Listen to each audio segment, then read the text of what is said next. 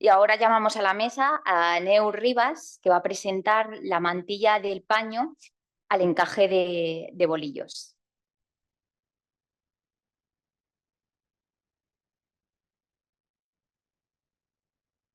Ya.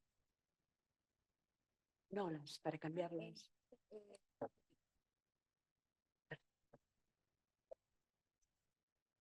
Sí.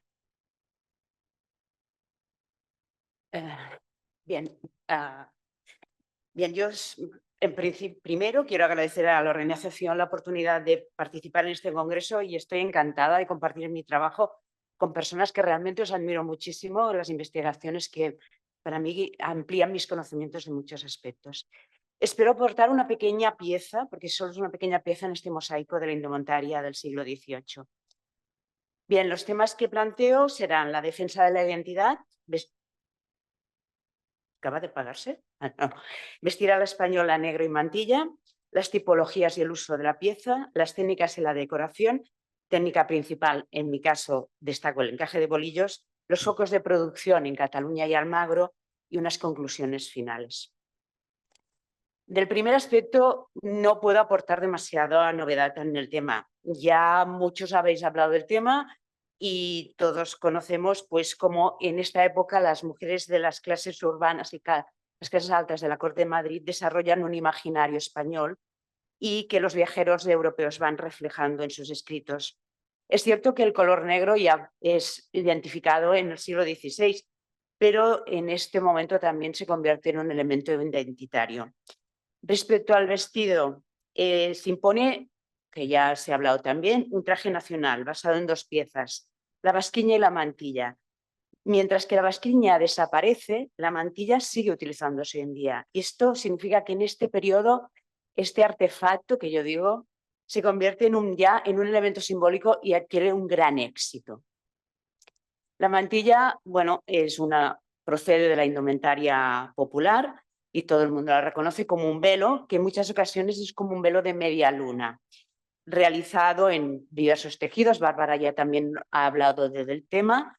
Y solo comentar el comentario que hace ya el Diccionario de las Autoridades de 1734. La cobertura de bayeta, grana u otra tela con que las mujeres se cubren y abrigan, la cual desciende desde la cabeza hasta más abajo de la cintura. Bien, a partir de este modelo que tenemos, este periodo en el siglo, mediados del XVIII, a la segunda mitad del XVIII, los encajes adquieren un gran protagonismo en esta pieza. Y para ello marco dos tipos de mantillas que son las que más se reconocen con la utilización de encajes en este periodo, sobre todo, ya digo, en las clases urbanas. Por una parte, la mantilla de cerco, que consta de dos partes. El cerco, que es el tejido central, que puede ser de seda, paño, tela, terciopelo, bordado, y alrededor están los volantes de encajes. Esta pieza es de grandes dimensiones, el cerco se coloca sobre los hombros y los volantes envuelven la figura de la mujer. Según González Mena, el casco sería cuando la pieza central es de encajes y el terno cuando uno de los volantes es rectangular y en algunas ocasiones cubre la cara de la persona. El otro modelo, y aquí podéis ver las dos tipologías, es triangular y tiene un volante fruncido abajo. Estamos hablando de las piezas de este periodo, ¿eh? Olvidados de la mantilla rectangular que todos ahora reconocemos, la de toalla. ¿De acuerdo? Será irá apareciendo más posteriormente. Y respecto a la colocación, los grabados que también hemos visto nos explican muy bien cómo las llevaban. Fijaros en esta maja elegante de este grabado de Juan de la Cruz Cano, como ella lleva una mantilla triangular, probablemente de muselina, con un volante de encajes, porque se ve el trenzado de bolillos decorándola. Y mientras que la otra, la petimetra, lleva la basquiña y lleva una mantilla que la cubre completamente de encajes. Y como veis, muy ligeros, con un tul. Aquí digamos, es la parte en la que yo creo que puedo dar más información, que es cómo se producen estas piezas. Bien, los encajes, como sabéis, son unos tejidos que se realizan con aguja o con bolillos y que parten de un patrón. Aquí veis un patrón de un encaje de mantilla de finales del XIX. Son piezas que la encajera las ha de ir realizando y luego se han de unir. se han de entolar, que se dice, o de coser entre ellas. Esto significa, por otra parte, que si que añadimos que muchas de estas piezas son en seda, lo caro que sería esto. En esto tenemos un sainete de Juan Ignacio González del Castillo, que encuentro muy curioso, que dice: yo conozco muchas damas que llevan en las mantillas encajes de media vara y solo comen 3/4 de pescado en una salsa que llaman zampalo presto. Si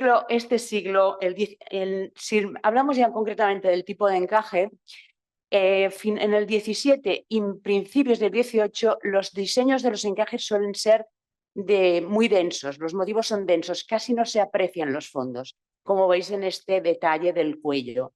Mientras que a partir de mediados del 18 el tul gana protagonismo, la transparencia, y los motivos son como mucho más fluidos, por decirlo de alguna manera. Y respecto a la técnica, son las blondas las que predominan en la confección de estas mantillas. La blonda, la primera referencia a la que la tenemos es en la obra Le Mercure de France de febrero de 1726. Perdonad mi francés, ¿eh? Les garnitures aux cornettes sont toujours très petites, très baffées et très légères. Elles sont faites de moufeline clair, de gaze ou de blonde de foyer qui a une épaisse de dentelle à peu près comme de la mignotte. El nombre blonda se refiere a la seda que utilizaban, que procedía de la China, que tenía un color tostado amarillento, y por eso recibe este nombre de blonda. Se realizaba en Francia originariamente y era un producto de tanto prestigio que ya las empresas empezaron a diferenciarse en ser empresas de blondas y encajes. La blonda tiene una serie de características que las permiten reconocer. La principal en el caso de España es que se realiza con dos tipos de hilos de seda, que es la seda láser brillante y otra de hilos retorcidos que llaman granadina.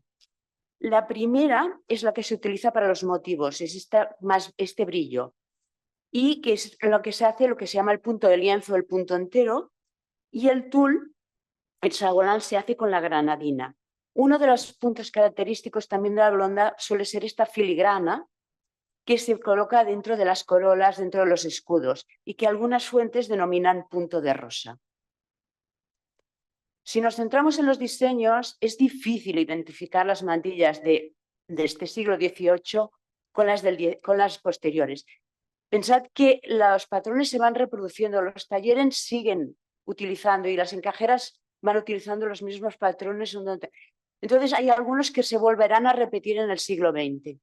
Pero había algunas características, como pueden ser estos motivos abstractos, con rocallas de formas geométricas, y los bordes, que en lugar de ser ondulados son o rectos o un poco ondulados, como esta del siglo XVIII, mientras que la del XIX son grandes jardines, que digo yo, un repertorio floral, cromatismo incluso, y fijaros que los bordes también son muy ondulados.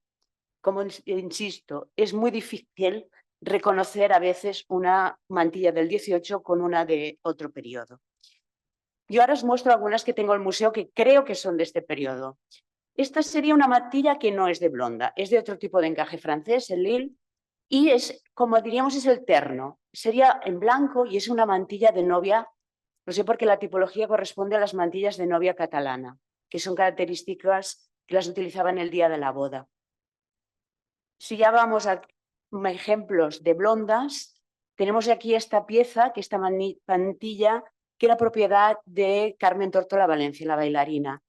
Ella, en una nota en su archivo, menciona que es una mantilla de la época de Goya. Y como veis, las características corresponden concretamente a este periodo. Otro caso es esta mantilla también, un encaje que podríamos decir de casco, según González Mena, que fijaros que tiene también las flores, se distribuyen sobre el tul, es muy transparente, y esta pieza pertenecía a Francesca Bonmaison, una mujer de la alta sociedad de Barcelona, coleccionaba encajes y entre las notas que tenía decía que esta estaba realizada en Cataluña a finales del 18.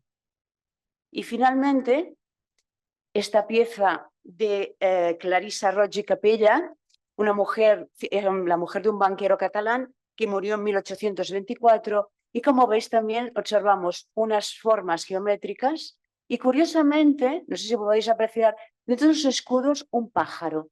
Esto es muy raro, encontrarlo en los encajes españoles, no es muy común. Como veis aquí, las diferentes maneras de colocar y este magnífico... Fijaros que no hay peinetas, y en cambio aparece este Lázaro del que nos hablaba también Bárbara, la caramba, que también es muy característico de esta época. Fijaros cómo envuelven el cuerpo, no son mantillas que caen a la espalda como ahora, envuelven el cuerpo de la mujer. Respecto a los focos de producción, me centro en dos. Uno que conozco muy bien, que es Cataluña, y Almagro, que conozco menos. Antes Amelia esta mañana comentaba que existe un intento de evitar la entrada de encajes franceses.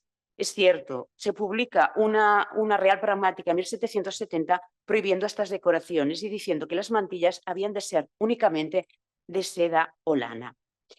Lo cierto es que en Le Puy, que es un centro artesanal de Francia muy importante, existe en esta época más de 60.000 trabajadoras. Estamos hablando de una gran producción de blondas que se comercializan en España e incluso llegan a América. En 1788, cuando José de Espinosa y Brun publica el discurso sobre el luxo de las señoras y proyecto de un traje nacional, dice: es de mucha importancia que las guarniciones de estos trajes eviten la introducción de las gasas blondas y encajes extranjeros, supliéndolos por cintas de nuestras fábricas que hay de bastante primor y gusto, agregándolas algunas blondas catalanas, ya que las cuales se irán perfeccionando con este motivo por el propio interés de los fabricantes. Existe ya una producción en estas zonas. A partir de esta Real Pragmática, la Junta de Comercio de Barcelona pide un informe al barón de Linde para intentar, este informe llega a la Corte para evitar esta pragmática.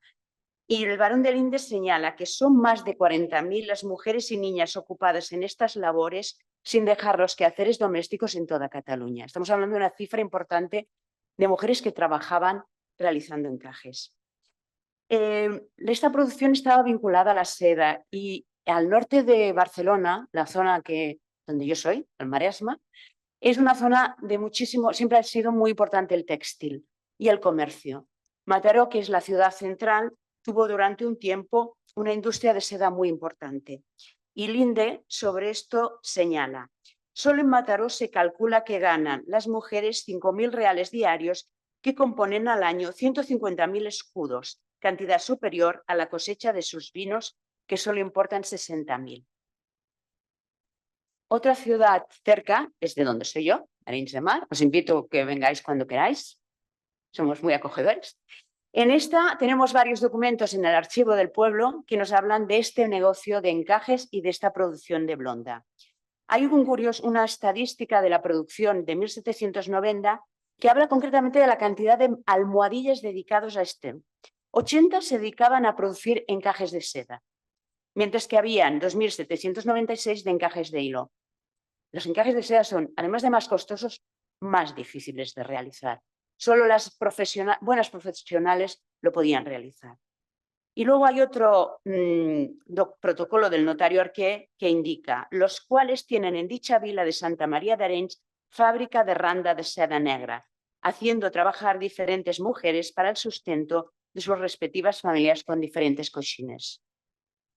Y por último, el otro centro es Almagro. Almagro la blonda sigue siendo uno de sus productos estrella, siguen reivindicando la importancia de la blonda. Al parecer el origen está en un matrimonio de Mataró, Manuel Fernández y su mujer Rita Lambert, que en 1766 se trasladan a esta ciudad donde ya existe una tradición de encajes importante y en la que introducen una escuela y empresa de encajes, que luego en el siglo XIX realmente produce muchísimas cantidades. Y precisamente en 1769 Carlos III les otorgó la Real Célula de Producción. Conclusiones. Bien, yo con esto he querido hacer un repaso, una pequeña pieza de todo esto y espero haber sintetizado lo que quería explicar sobre la mantilla. Básicamente que a mí me sorprende que yo creo que en estos años se gesta un producto o un artefacto o un elemento que ha llegado hasta nuestros días y con un fuerte valor simbólico. Que detrás de esto también hay unas empresas, unos talleres, unas mujeres que demuestra cómo rápidamente hay frente a la demanda de un mercado hay una respuesta por parte de unas zonas como son Cataluña y Almagro, donde podemos situar también empresas que se dediquen. He intentado explicar tipologías, cómo han estado evolucionando, cuáles son las que predominan en este periodo y los diseños. Y muchísimas gracias por vuestra atención.